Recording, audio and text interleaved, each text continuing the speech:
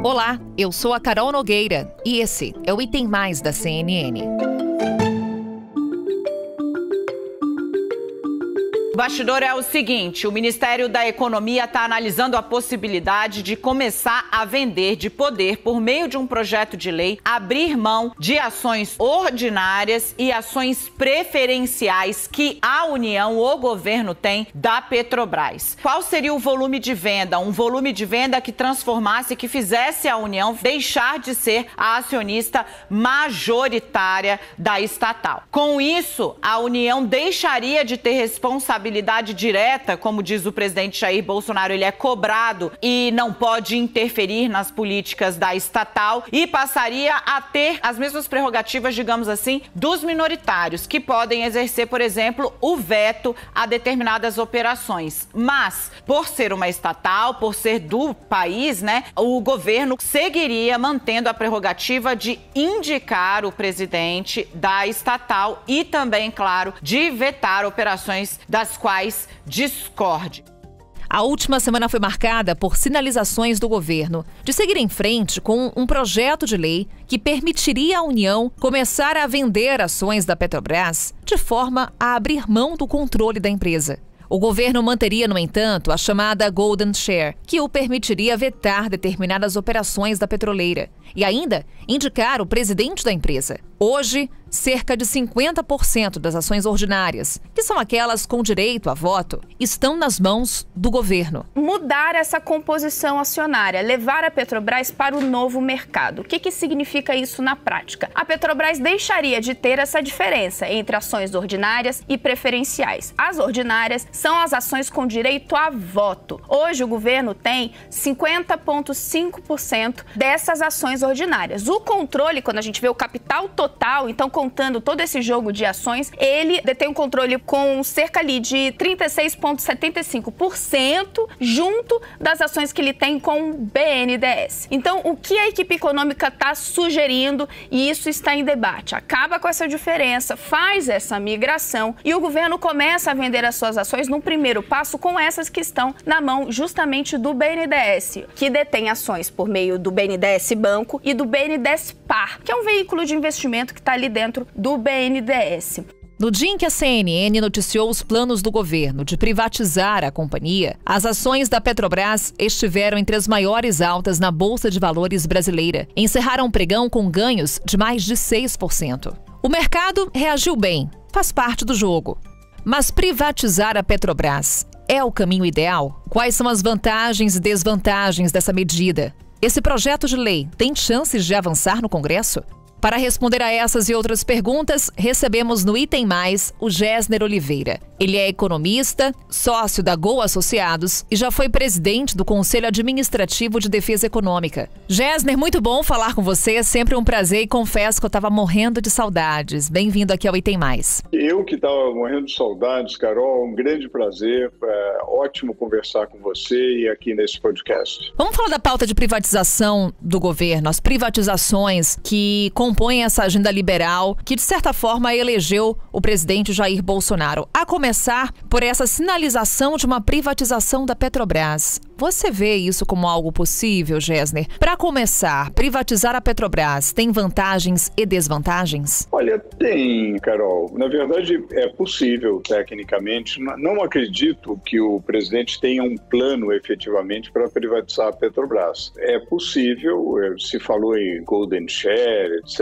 Eu acho que, na verdade, seria importante para o Brasil ter mais concorrência na cadeia de óleo e gás, né? Mais concorrência justamente para ter mais alternativas, para que houvesse mais acesso à infraestrutura de transporte de combustíveis, de transporte do gás, que houvesse mais concorrência em todos os elos da cadeia de óleo e gás, para que na bomba os consumidores percebessem algumas vantagens. Não tem muito milagre, Carol. Não é que isso vai resolver todos os problemas, mas em geral, a gestão privada é mais eficiente do que a gestão pública. Agora, não é uma coisa para fazer no afogadilho, é uma coisa para ser muito bem planejada e eu não acredito que que o presidente realmente esteja falando de algo que está sendo desenhado. Acho que ele falou mais para dar alguma satisfação a respeito dos preços dos combustíveis. Principalmente no ano que antecede a eleição, né, Gessner? Falaram um projeto de lei em que você vai privatizar uma estatal do tamanho da Petrobras, as chances políticas de isso avançar são muito remotas. Eu acho que é zero, viu, Carol? Realmente é zero. Eu acompanhei de perto, na ocasião, eu trabalhava no Ministério do Ministério da Fazenda, por ocasião da nova lei do petróleo e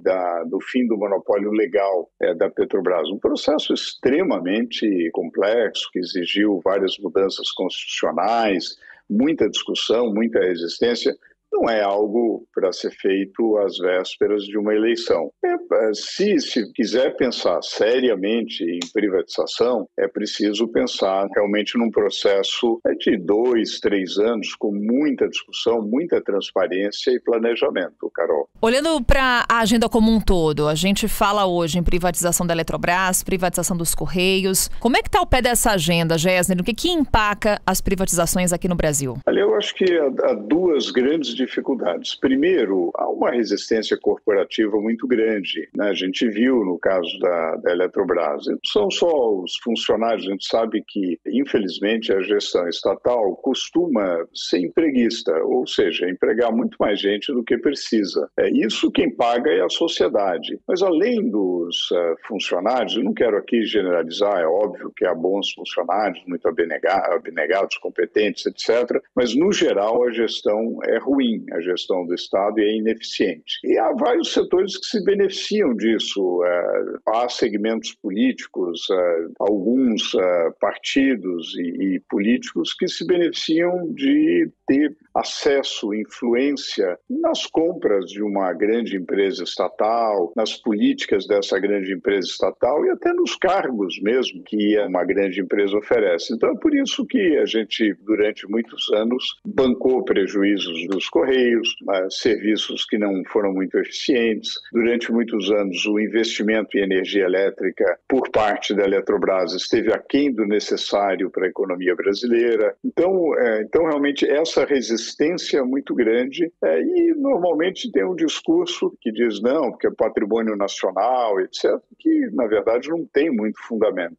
O que é importante para a sociedade, para o país, é bons serviços, muito investimento, boa qualidade desse serviço e para isso é preciso boa regulação. Se o Estado pode até ter uma participação, pode ter uma golden share, assim, que lhe dê alguns direitos específicos em uma grande empresa, mas não realmente o Estado, como empresário, não é a vocação do Estado. O Estado tem que oferecer, garantir bons serviços para os seus cidadãos e os bens públicos básicos de saúde, educação e segurança. Eu acho que a gente deve privilegiar eficiência e qualidade e não um Estado gigantesco que acaba sendo muito caro para a sociedade. Para a gente encerrar, Gessner, estamos já nos aproximando de um ano eleitoral. Mandato do presidente Jair Bolsonaro, o que na sua avaliação deve ser entregue em termos de privatização? Olha, houve um avanço grande na parte de parcerias e concessões. Quando a gente olha os leilões que foram realizados com terminais portuários, com rodovias, com ferrovias e saneamento, nós temos um saldo positivo. Houve, na verdade, um programa de concessões e parcerias que tem sido bem sucedido e isso deve aumentar investimento, já está aumentando investimento e melhores serviços. Na parte de privatização mesmo, ficou muito aquém daquilo que foi prometido, porque, na verdade, falou-se um grande programa de privatização, houve a Eletrobras, mas, infelizmente, a medida veio acompanhada de várias ações muito ineficientes, né? O cunhado, o termo de jabuti, né? Na verdade, saiu cara a privatização da Eletrobras e, no mais, quer dizer, não houve efetivamente um grande avanço na privatização como se esperava. É muito importante que haja um planejamento para os próximos anos para realmente fazer a privatização, não como um programa de um governo, como uma marca, mas como um processo de reforma mais profunda de Estado, né? E como política de Estado e não política deste ou daquele governo. Gessner Oliveira, sempre um prazer te ouvir. Gessner, mais uma vez, obrigada por estar conosco no Item Mais. Prazer é nosso. Um grande abraço, Carol. Então, a gasolina vai aumentar em 21 centavos por litro, e isso é o preço que a Petrobras aumenta nas refinarias. Depois ainda tem a mistura obrigatória, então o custo final para o consumidor vai ser de uma variação nas bombas de 15 centavos por litro, e para o diesel o aumento vai ser de 28 centavos, e aí também, como o diesel tem a mistura obrigatória de biodiesel, na bomba vai ser uma variação de 24 centavos. É importante falar que esses ajustes, eles já haviam sido adiantados pelo presidente Jair Bolsonaro, como a gente acabou de ouvir agora na reportagem, e vale falar que ainda existe uma defasagem dos preços aqui no Brasil em relação ao mercado lá fora. É preciso ver quanto que segue essa defasagem, mas pelo menos até hoje de manhã havia uma defasagem de cerca de 20%, no caso 21% no caso da gasolina e de 19% no caso do diesel, isso segundo informações do Centro Brasileiro de Infraestrutura. Então, isso sinaliza que, além desses reajustes que nós vimos hoje, anunciados pela Petrobras, anunciados agora pela Petrobras, o mercado ainda pode ter novos ajustes, já que os preços estão aí cerca de 20% defasados em relação ao mercado externo, mas não só isso. Ainda existe uma perspectiva de que o petróleo pode continuar subindo, inclusive a OPEP, os países exportadores de petróleo, eles têm dado algumas sinalizações de que não vão aumentar a oferta de barris no mercado, então isso deve manter os preços do petróleo pressionados. Alvo de críticas por todos os lados, com uma decisão de aumentar os preços a partir desta terça-feira, a Petrobras fica ainda mais pressionada. De um lado, as distribuidoras temem uma corrida para abastecer nos postos de combustível e depois uma queda de demanda. Do outro lado, os caminhoneiros não ficaram nem um pouco satisfeitos com o anúncio de mais uma alta. Afinal, por que a privatização da Petrobras voltou ao debate? A alta no preço dos combustíveis foi o motivo. Os reajustes têm sido um dos principais vilões da inflação no país. E na última segunda-feira, a Petrobras anunciou um novo aumento da gasolina e do diesel. A questão é possível estabelecer uma relação entre a privatização da Petrobras e o aumento dos combustíveis? É sobre esse ponto que a segunda parte desse episódio vai se debruçar. Para isso, teremos a ajuda do Alexandre Pires. Ele é professor de Economia do IBMEC São Paulo. Alexandre, mais uma vez aqui conosco. Bem-vindo ao Item Mais. Obrigado pelo convite, estou sempre à disposição. Alexandre, para começarmos nossa conversa, a privatização voltou ao debate público, privatização da Petrobras, devido ao aumento dos combustíveis. Mas eu te pergunto, é possível relacionar preço dos combustíveis com privatização da Petrobras? Só se privatização de Petrobras quiser dizer o seguinte, aumento da oferta de combustíveis e dos, digamos, concorrentes. Se isso não for o que está sendo dito, não vai ter efeito nenhum no preço. Nós já vivemos isso com relação às privatizações de outros setores. Os setores que conseguiram aumentar a oferta, os preços caíram.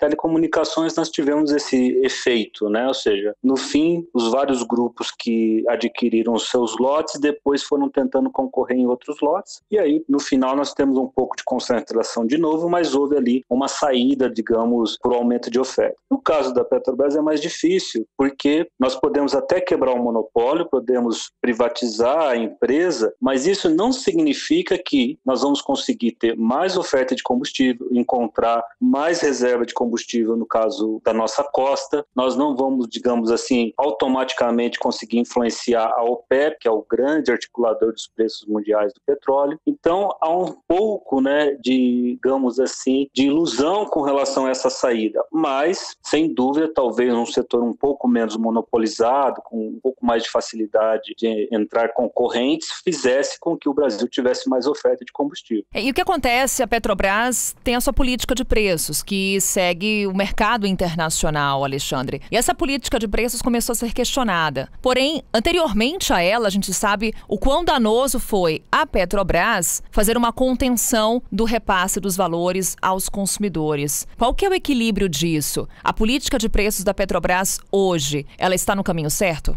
É a melhor política e a mais estável, que tem evitado, digamos assim, grandes oscilações com relação à oferta do produto e à própria indústria em si, né? Sobretudo com relação, né, Carol, ao investimento, à manutenção de toda a infraestrutura necessária. Mas a política anterior já foi uma prova, como você disse, que existe um limite, né, e é um limite não, digamos, tão distante para essa manipulação de preço, porque já existia ali na ideia, antes da política atual, que é a paridade do preço internacional do petróleo, já existia uma ideia de conter os reajustes no momento em que o petróleo estivesse ali subindo, né? E quando o petróleo caísse, mantivesse o preço em equilíbrio. Era como se fosse um fundo de estabilização ligado ali à política de preço, né, sem necessariamente colocar algum dinheiro ou criar alguma reserva física de petróleo. O problema hoje, quando se volta ao tema, é que nós queremos uma solução imediata. E a ideia de tabelar o preço é sempre a solução que os políticos encontram para resolver qualquer problema. Ou seja, eu vou tabelar o preço e se aquilo vai desarranjar toda a estrutura de investimentos da própria Petrobras, mas também de refinarias, de importadores, de postos, isso pouco importa. E aí nós temos novamente aqueles desarranjos e o setor leva um tempo para se recuperar. Quando ele se recupera, a situação está pior do que antes, porque ele teve prejuízo e o preço para o consumidor acaba voltando mais alto. Nós vivemos isso com relação à eletricidade. Houve toda aquela euforia na renegociação dos contratos. Depois, 2 anos, né, passados, estávamos pagando bem mais caro pela energia elétrica. Então, essas soluções mágicas que não resolvem o problema da oferta, digamos assim, têm vida longa no debate político, mas não tem um resultado econômico bom para o bolso do brasileiro. Temos alguns exemplos internacionais que a gente pode colocar nessa discussão, Alexandre?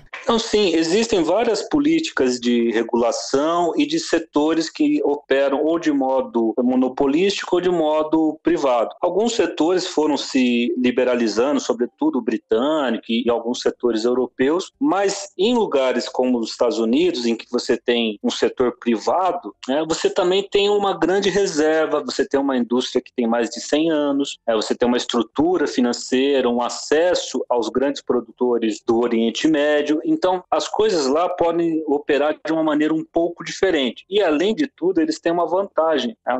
Seja o caso americano, seja o caso da Europa Ocidental, ou mesmo do Japão e outros países, eles têm moedas fortes, né? Então, tendo moeda forte, ela acaba sendo a moeda de referência para o preço internacional. Então, você não vive, digamos, esse dilema cambial que nós vivemos. Então, para eles, não importa muito se o sistema é monopolístico, né, estatizado ou privado, né? Porque a moeda deles acaba sendo a moeda de cotação do produto. No nosso caso, nós vivemos uma situação diferente. Se nós tivermos um desequilíbrio, digamos, por questões fiscais ou por algum choque de alimento, qualquer setor que seja afetado, ele pode mudar nosso câmbio. Então, mesmo que nós tenhamos uma condição boa ligada ao petróleo, a indústria esteja estável, o preço do petróleo internacional vai continuar, mas vai ser cotado nacionalmente para mais, né? E aí o preço é reajustado independente da oferta e procura do setor. É o que nós estamos vendo agora, né? Existe uma pressão internacional de maior consumo do petróleo por causa do fim da pandemia, digamos assim, ou seja, a retomada da atividade econômica. Há uma pressão também em razão da China está crescendo, inserindo mais pessoas na classe média, que é uma classe social que consome muita energia. A Índia, em menor medida, mas também. Então, há todo esse conjunto de fatores que pressionam o preço. Mas, além disso, nós temos, no caso do Brasil, digamos assim, um prêmio que nós temos que pagar, né, em razão dos riscos que nós temos, que são riscos econômicos e políticos. Então, qualquer problema fiscal, qualquer insegurança ou imprevisibilidade com quem será o próximo presidente,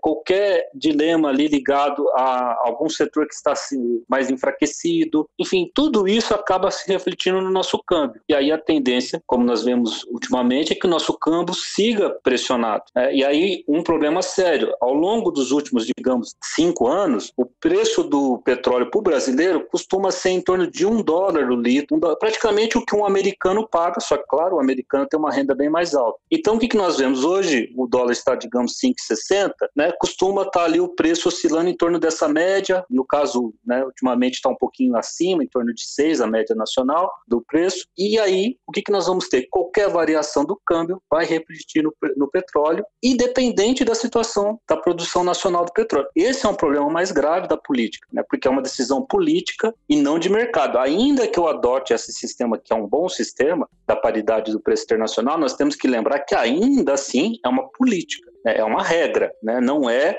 algo que surge ali da livre força do mercado definindo o preço mais competitivo.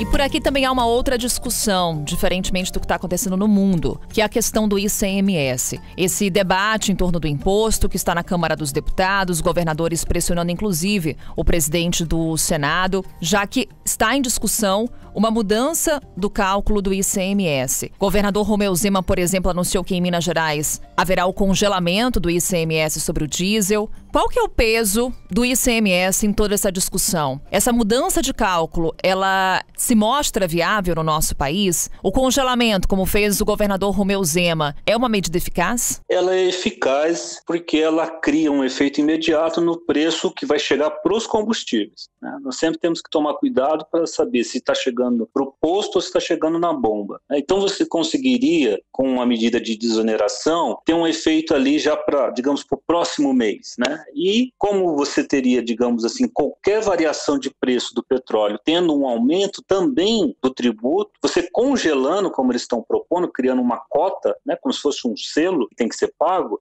você tira esse efeito cascata. O grande problema é que na bomba o que vale é a regra de mercado. Essa é a contradição. Ou seja, na bomba vale a regra de mercado. Então, se houver uma procura, se houver uma pressão, mesmo que o preço para o posto tenha caído, na refinaria tenha caído, né, não quer dizer que nós vamos ver na bomba esse efeito. Esse é o grande problema. Nós temos uma discrepância. A Petrobras e a sua política de preços operam numa lógica que não é de mercado, é uma lógica de uma política competitiva, mas definida por leis. Só que lá na bomba, o consumidor está sujeito às regras de mercado. Por isso que muitas vezes o preço, essas desonerações não são repassadas para nós. E o Brasil, infelizmente, não tem um bom sistema de subsídio direto dessas classes mais afetadas, né? Nós temos programas de assistência, de transferências de renda que seguem outra lógica. Então, mesmo que eu queira aliviar o bolso do brasileiro com relação, digamos, a 50 centavos, R$1 por litro do combustível, eu não consigo fazer com que isso chegue diretamente a ele.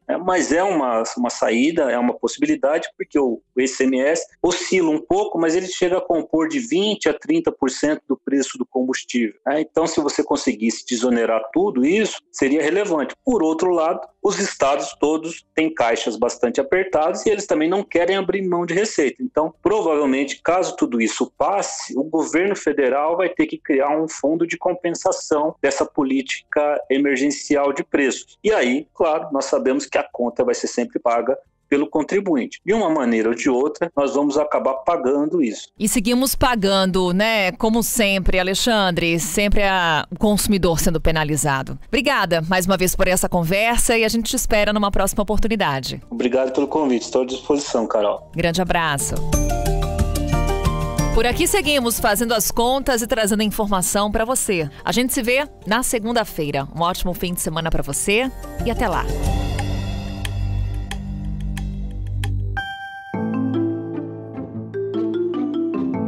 Com a minha apresentação, Carol Nogueira, esse podcast foi produzido pela Maremoto para a CNN Brasil. Roteiro e pesquisa, Maíra Alfradique. Pauta e produção, Danilo Santana. Edição e sonorização, Vinícius Krieger. Coordenação geral, Paula Weinberg. Coordenação de produto, Verônica Schneider. Coordenação editorial, Diego Toledo. Direção de jornalismo digital, Daniel Tosi. Você também pode ouvir o Item Mais no site da CNN Brasil e aproveite para conhecer os nossos outros programas em áudio. Acesse cnnbrasil.com.br/podcasts.